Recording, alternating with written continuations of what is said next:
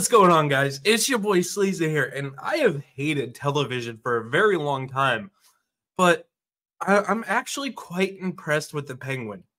Now, look, it takes place after the 2022 Batman movie, which I thought was mid at best, like quite literally, maybe a 5 out of 10 stars. I was very impressed with Robert Pattinson's portrayal of Batman. I thought he did okay and did pretty well for the character, but I hated the entire movie. Like, I'm so sick of the grounded in reality garbage of Batman. Like the Batman Begins, The Dark Knight Rises, fantastic. Leave it alone. Don't touch anything after that. Go back to the old Batman in the 90s. I loved seeing Gotham have its own soul, its own spirit. It was like its own living character. So when I saw they were doing a spin-off of the Penguin, I was like, oh, this is going to be terrible. And I watched the first episode, and I was actually really impressed.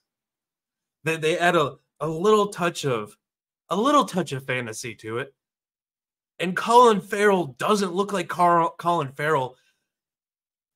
And I think that's actually okay for this one. He does a phenomenal job. And I think the casting is very well.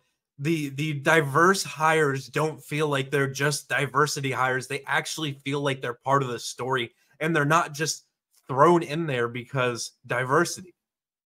So I don't even have a problem if they were diversity hires, because the show is so well written that they fit very well into the show.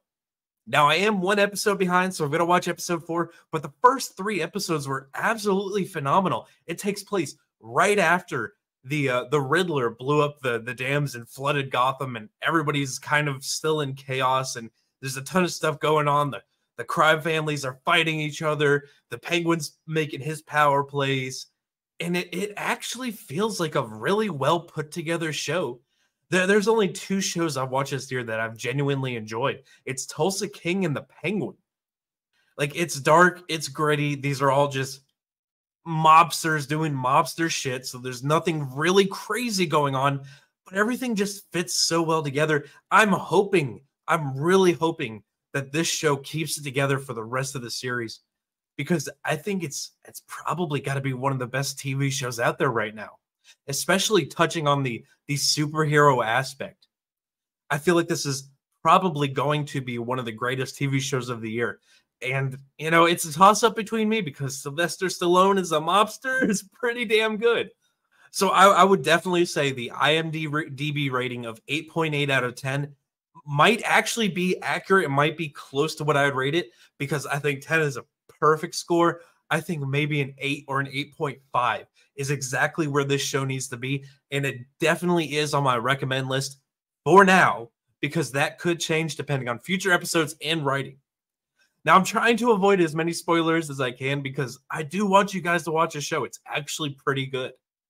But if anybody's watched the show, I would absolutely love to hear your thoughts and opinions on this, because it takes a lot for me to make a video saying I'm actually impressed with this TV show made in 2024 based on a spin-off character of a Batman movie that I absolutely hated.